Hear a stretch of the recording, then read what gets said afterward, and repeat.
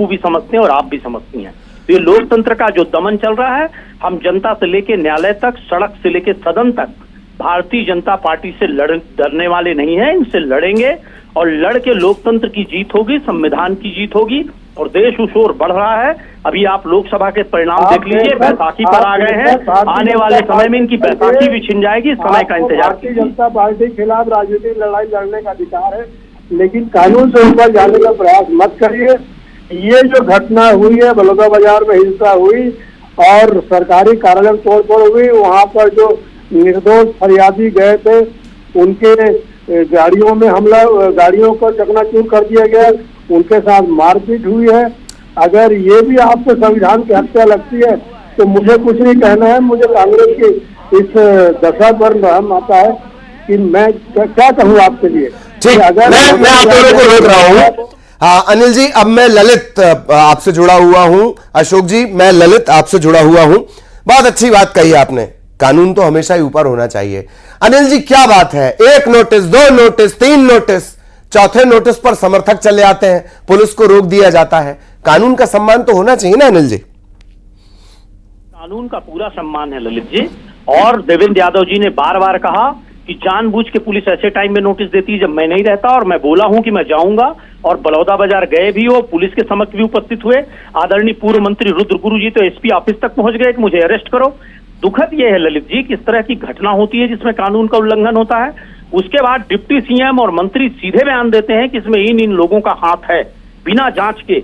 आप मुझे बताइए कि सरकार की एजेंसी है पुलिस, अगर मंत्री स्वयं कह रहा है, सरकार कह रही है, एक मंत्री का बयान सरकार का बयान होता है, तो सरकार अनिल जी बात आपकी सही है।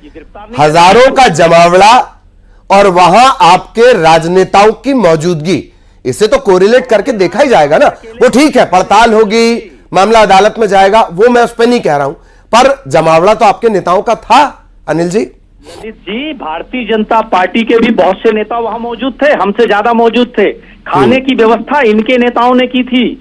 वहां उनको कैसे पता था, पुलिस को और प्रशासन को पता नहीं था कि 10,000 लोग आएंगे, और भारतीय जनता पार्टी के तथाकथित नेता जिसने खाने की व्यवस्था की, उसने कैसे 10,000 लोगों के खाने की व्यवस्था कर दी? उसको कैसे मालूम हो गया कि 10,000 लोग आ रहे हैं? भाजपा का सोचा समझा षड्यंत्र था। एसपी कलेक्टर कार्यालय इन्होंने जलाने भी दिया, और उसके बाद बदले की कार्रवाई में ये वर्ग विशेष को और दल विशेष को परेशान करने का काम कर रहे हैं। ये पूरे प्रदेश की जनता जानती है, नहीं तो सरकार से बड़ा कोई नहीं होता। कभी भी कलेक्टर एसपी का कार्यालय जल नहीं सकता था ललित जी। ये सुनियोजित रूप से ढील दी गई। कैसे दमन करें एक वर्ग विशेष का, उसका खेल चल रहा है, और दल विशेष का। और ये सिर्फ छत्तीसगढ़ नहीं, पूरे देश में ये खेल भारतीय जनता पार्टी। एक जवाब ले लेते हैं अशोक जी, जवाब फिर मेरा सवाल रहेगा। हाँ बजाज साहब, आप सुन पा रहे हैं? हाँ सुन रहा हूं जी। आरोप यही लग रहा है कि सब आपकी शय पर हुआ।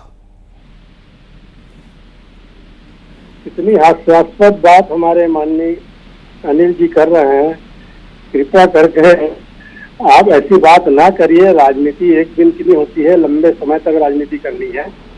जिस प्रकार से आप ये आरोप लगा रहे हैं कि भारतीय जनता पार्टी की सरकार ये ऐसा कर सकती है, भारतीय जनता पार्टी के लोग ऐसा कर सकते हैं, अपनी हमारी सरकार है और हम कानून का मखौल कैसे उड़ा सकते हैं? ये बात है अपने बचाव। ना, क्या बात कर रहे हैं बजाज साहब? आपके विधायक हैं सेन साहब, वो तो कहते हैं गर्दन काट दो फला की।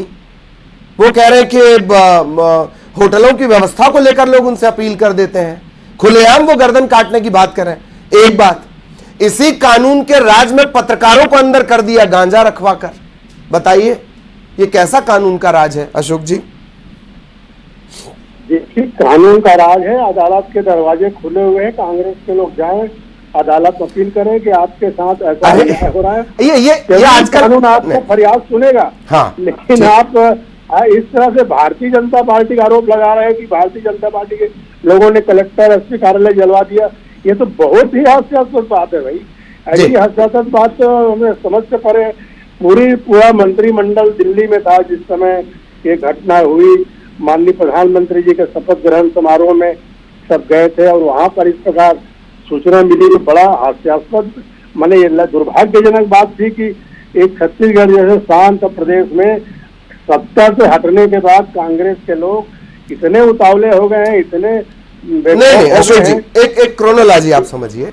देखिए, कानून का राज तो वहां पर भी था कि जब कांग्रेस का एक लीडर यात्रा निकालकर एक होटल में रुका तो लाइट चली गई, पुलिस ताबड़तोड़ घुसती है, लाठियां बरसाती है, तब भी आप ही के कानून का राज था। ठीक, अभी वापस मैं घटना पे आ रहा हूं, सुनिएगा।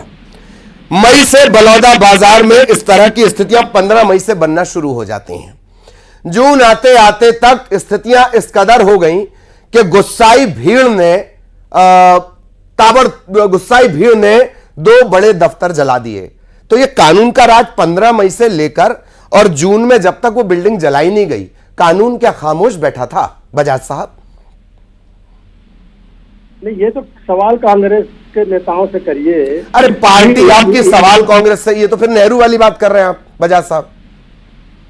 नहीं, सवाल इस बात का है कि कांग्रेस के लोग चाहते हैं कि ये शांति का टापू जो है यहाँ पर अराजकता, और हैरत की बात है कि आप ऐसा करने दे रहे हैं बजाज साहब। बदनाम हो जाए, सरकार बदनाम हो जाए और सरकार इस्तीफा करने का। ठीक ठीक ठीक, आप बने रहेगा प्लीज। हमारे वरिष्ठ सहयोगी भी हमारे साथ जुड़ रहे हैं, अभिषेक शुक्ल, न्यूज 18 के एडिटर, आप हमारे साथ प्लीज बने रहेगा। अभिषेक जी, पूरा घटनाक्रम और लगातार हमारे साथ अनिल जी, अशोक जी भी बने हुए हैं, आप उन्हें सुन भी रहे थे। सबसे पहले तो नोटिस दिया गया बयान देने के लिए, पुलिस का यह कहना है कि वो नहीं पहुंचे, कोऑपरेट नहीं कर रहे थे, आखिरकार गिरफ्तारी। आपका एक पूरा रिएक्शन जी प्लीज। जी देखिए, बलौदा बाजार की घटना जब से हुई उसके बाद से सियासी लोगों की इन्वॉल्वमेंट की बात भाजपा ने कही, यहाँ पर सीधे तौर पे देवेंद्र यादव का भी नाम लिया और कहा कि मिली भगत है, कांग्रेस के नेताओं पर आरोप लगाए। एक जो कानूनी प्रक्रिया होती है, नोटिस से यहाँ पर विधायक को दिया गया था देवेंद्र यादव को, तब देवेंद्र यादव ने कहा था कि मैं वहां पर नहीं जाऊंगा। उसके बाद और भी नोटिस दिए गए होंगे और जैसा कि पुलिस का कहना है कि हमने पूछताछ के लिए बुलाया था और देवेंद्र यादव पूछताछ के लिए भी नहीं आ रहे थे, क्योंकि इस मामले की बहुत गंभीरता से जांच हो रही है। एक गिरफ्तारियां हुई हैं और अब तक का बड़ा कांड था ये कि कलेक्ट्रेट को जला दिया गया था। ऐसे में पूछताछ के लिए अगर विधायक को बुलाया जा रहा था, विधायक नहीं गए, उसके बाद आज बलौदा बाजार पुलिस वहां पर पहुंची और पूछताछ के बाद ये गिरफ्तारी की गई। देखिए, ये चीजें काफी समय से तय थी और लग भी रहा था कि इस मामले में अगर देवेंद्र यादव का नाम आया है और नोटिस अगर पुलिस ने दिया है तो देर सवेर ये घटनाक्रम हो सकता है। और आज वही हुआ, यहाँ पर देवेंद्र यादव के यहाँ पुलिस पहुंची, बलौदा बाजार वाले मामले में पूछताछ की और उसके बाद इसे उनके निवास से उठाया गया। अब देखिए, सबसे बड़ी बात यह है कि हर कोई इसमें अपना सियासी फायदा, नफा नुकसान भी देख रहा है।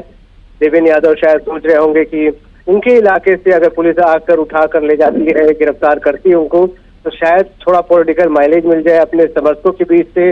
अगर इस तरीके की घटनाक्रम को पुलिस अंजाम देती है तो निश्चित तौर पर सियासी लोग अपना नफा नुकसान देखते हैं।